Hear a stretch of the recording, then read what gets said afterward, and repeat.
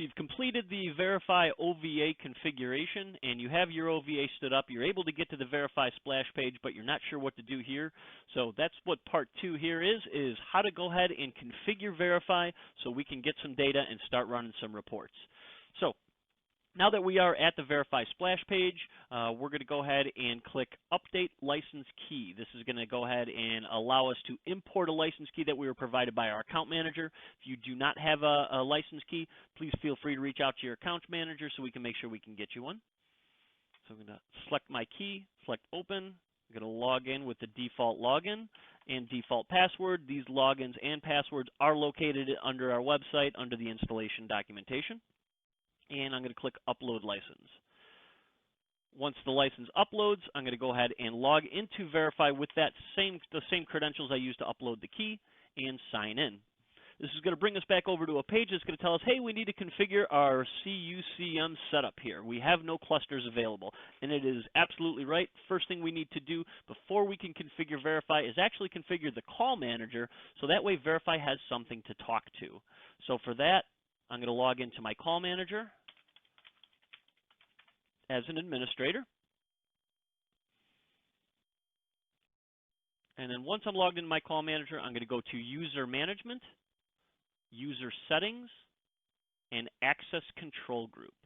So we're going to create an access control group that has a series of about 6 roles or so that's going to allow the Variphy system to talk to your call manager to pull back things like first names, last names, device pools, and all the other pertinent information that you would want during reporting.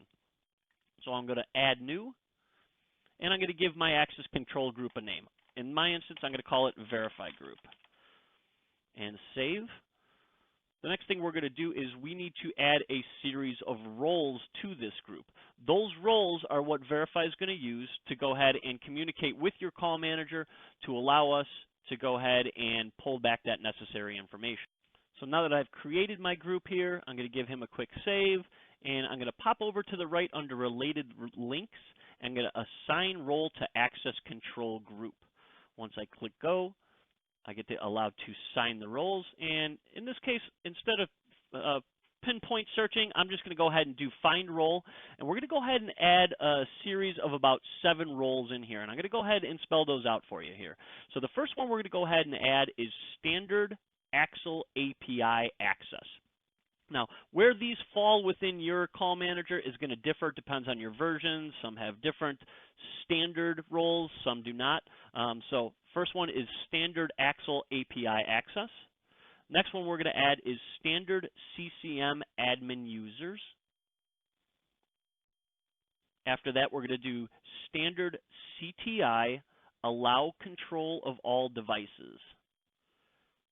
From there, it's usually the next 2 down. We're going to want Standard CTI, Allow Control of Phones Supporting Conference or Connected, Transfer, and Conference, as well as Standard CTI, Allow Control of Phones Supporting Rollover Mode. Okay? Next one down, and this is usually pretty standard. We're going to skip one and go to the next one down, which is Standard CTI Enabled.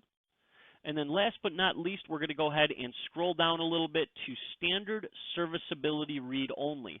Now you'll notice there are 2 of these. We're going to explicitly want the one that says Cisco Call Manager Serviceability.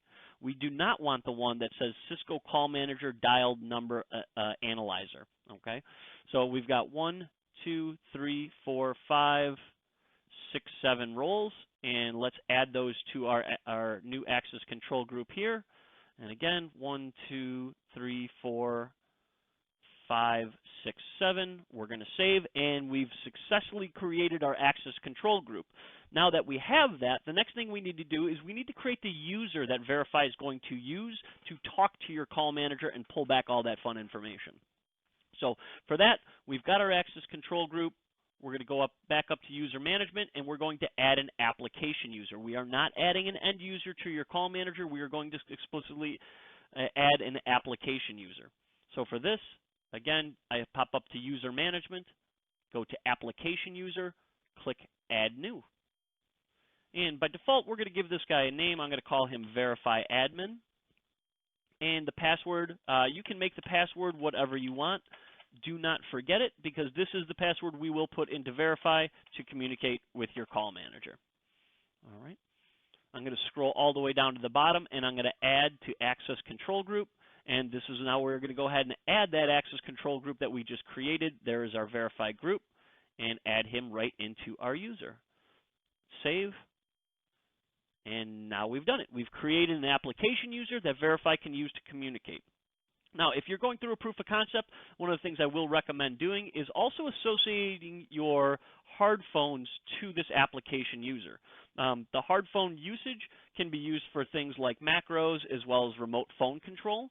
So if you are testing out the entire suite of Variphy tools, I definitely urge you to go ahead and add your hard phones into this application user. To do that, I'm just going to click Device Association. Come into my device association, and I'm going to just type in SEP. So name begins with SEP, click Find, and I'm going to add either some individual devices that maybe I want to test with, or in my case, I'm just going to go ahead and add them all, because in this lab I've only got 40 phones in here. And what this is going to do is it's going to allow me to use the tools like remote phone control, phone macros, and some of the other tools that Variphy has to offer to allow remote phone control or communicate with these devices directly using Variphy. So now that I've saved that, I can go back to my user, and you'll notice that I now have under my control devices all of my SEP devices. Again, that's not a required step, but if you are going to go ahead and take advantage of all of the tools Variphy has to offer, I urge you to go ahead and give that a shot, or at least add a couple of phones in there that you'd like to test with. So I'm going to save this guy. Now, a couple different things we can do at this point. We can go back and we can configure Variphy, and we can go to the cluster settings and we can set up Variphy. Something that I personally like to do is, now that I've got the Variphy user set up within the call manager, I like to turn on CDR data, so that way data starts pushing right over to the Variphy system before I've even really configured the Variphy system.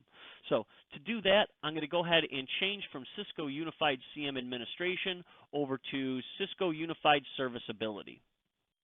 And here's what we're going to do is navigate over to the billing server. Now, a lot of folks come to me and say, well, we're not doing billing. We don't need a billing server. Billing server is a very generic name. It doesn't necessarily mean billing. Essentially what it's doing is it's adding a CDR server or a place to push those CDR or call detail records. So in here, we're going to add the Variphy machine. So we're going to add the IP address of Variphy, and this is the same IP address that you use to navigate to the interface. So if you don't remember yours right off the top of your head, you can always copy it right out of the GUI, and that's exactly what we'll do. And we're going to plug this guy in here. You can, of course, if it's on your DNS, use the server name.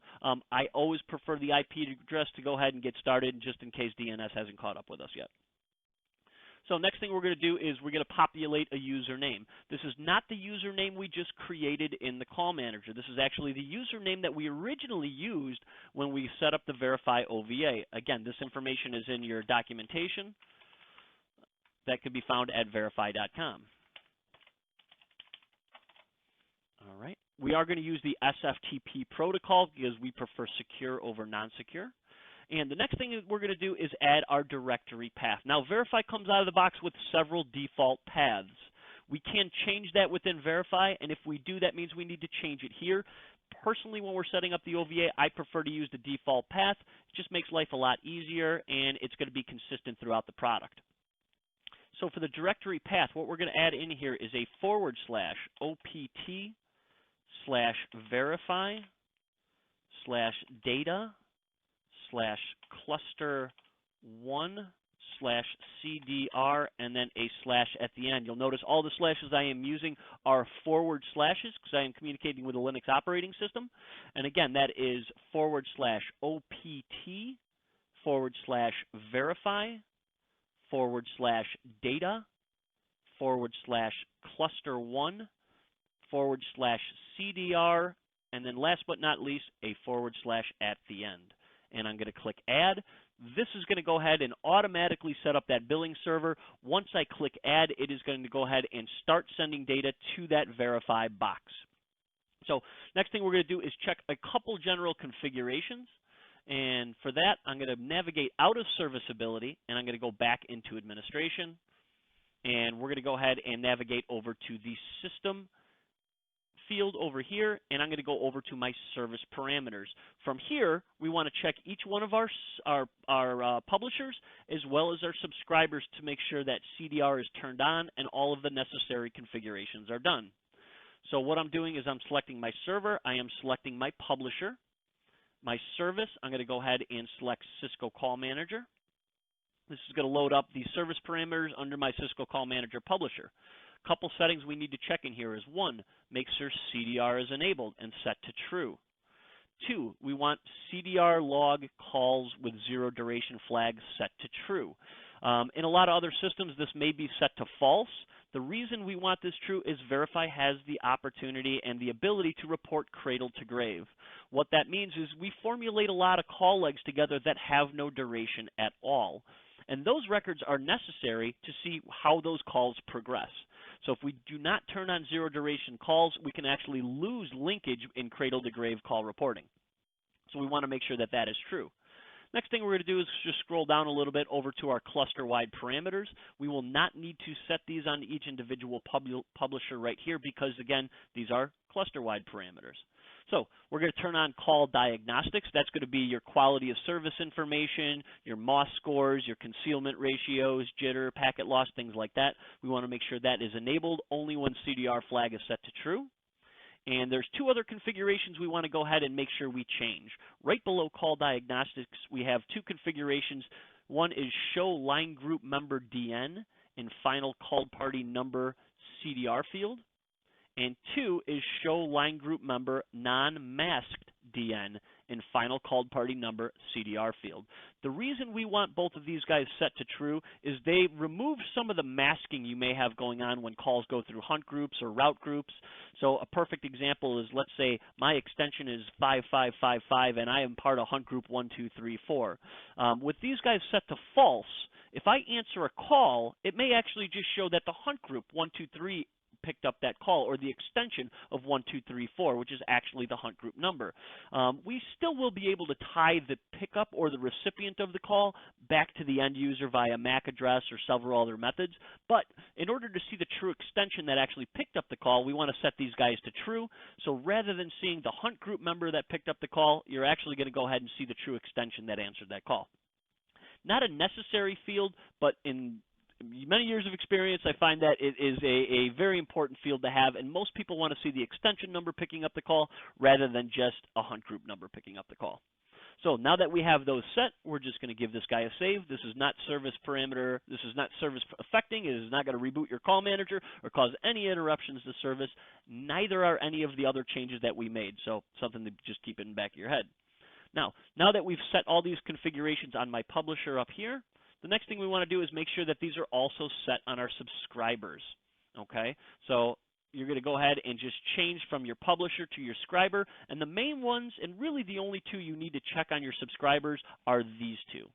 Again, the other ones are cluster-wide parameters, so these will automatically change if you change them on your publisher, but these 2 guys over here will not, and it is very important on those subscribers to make sure that both CDR is enabled as well as CDR log calls with 0 duration. So once you have all those set, go ahead and save, and your call manager is configured. So the next thing we need to do is pop over to Variphy and finish this guy up.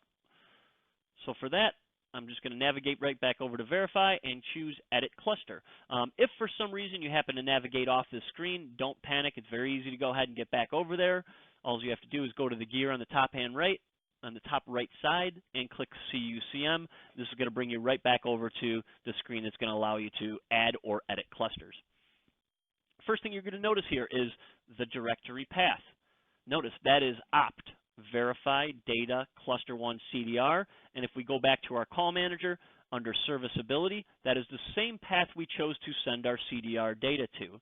So at this point, that path is by default configured in Variphy, so we are already sending data over to that call manager. So once we finish our configurations, you should already have data ready to go. So we're going to edit cluster 1, and we're going to give this guy a quick name. So cluster 1, we'll call him data CUCM1. And under our enterprise parameter, we're going to leave the default. Next thing we're going to do is edit the server host. This is not the host of Variphy. This is your call manager, because now what we're doing is we're telling Variphy how to communicate with your Cisco call manager. So in here, under server host, we're going to put the IP address of our publisher. All right. Next thing we're going to do is put the login. This is the same login we used for the application user. So if I navigate over to my Cisco Unified CM Administrator and I go up to application users, you'll see that I have my Variphy admin user, and this is also the password that we set in here. This guy right here, and there's the password. So if you forgot that password, you can always navigate back, change it, and save it, and enter those configurations right into Variphy. So CUCM login, Variphy admin, and I'll use my password here. All right, I'm going to set my default time zone. This is the time zone where Variphy resides. The reason that we're using this is for standard purges and running reports based on where the Variphy system is located. And for me, I'm in the central time zone, so I'm going to choose Chicago. Again, here's our path that we're going to send data. We don't want to change this if we don't have to. If you have to or you want to use a different path, you absolutely can. Just need to make sure that your call manager is sending to the same path that you're going to have right here. We're going to leave all the default options here as far as processing files, preserving files, identifying users using controlled device names. At this point, we're going to leave all of these default. The next thing we're going to do is go to our database server. You are using the OVA, so we're going to continue to use the local MySQL account that is already pre-configured in the OVA, and we're going to name this database. I'm going to call this one Cluster 1. You could call it your company name. Don't use weird characters. Don't put spaces in there. Just keep it simple. This is just a database name, not something your customers or your end users are really ever going to see. Next thing I'm going to do is just scroll down all the way to the bottom. Again, I'm going to keep my configurations the default. If you know how long you want to keep CDR, 1 month, 2 months, 6 months, 7 months, 12 months, 48, etc., you can set those now. But for the purpose of this demonstration, we're just going to go ahead and keep all the defaults in here. I am going to go ahead and add my primary CTI manager in here. Again, this is not a requirement, but what we use CTI for is for macros and phone control. So let's say, for example, I need to run a macro against a phone that maybe became unregistered, or I need to try to remote control a phone that became unregistered. Well, if it's not registered, you can't remote control it.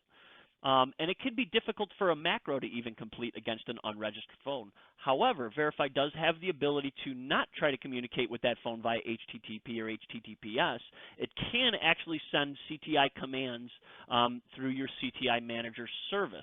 So by plugging your the IP address of your call manager where the CTI manager service is running, it allows you, for lack of a better word, a bit of a backdoor way to be able to communicate with that phone without using HTTP or HTTPS. In my instance, it's just running on my publisher, so I'm going to plug my publisher in here. Maybe it's running on a subscriber as well, then you could use that as a secondary for a subscriber as well. Again, this is not a requirement for the OVA for a proof of concept by any means, but it is something nice to be able to get in there if you're going to take advantage of the rest of the tools. So now we're going to go ahead and save, and that is it. We've successfully completed a Variphy implementation. We now activate our CUCM cluster, check the database. This is going to go out. It's going to say, hey, do you want me to create the database? Well, we most certainly do because it's not there yet.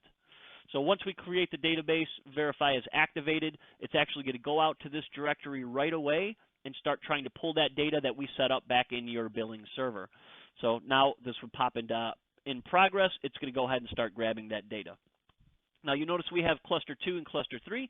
If you have multiple publishers, not subscribers, publishers, you can add those in here as well. The process will be the same configurations on your call manager, same configurations in Variphy. You're just going to be pointing to different directories using different IPs. So with that, I appreciate everybody's time, and that is a complete configuration of Variphy. Thank you all for your time today.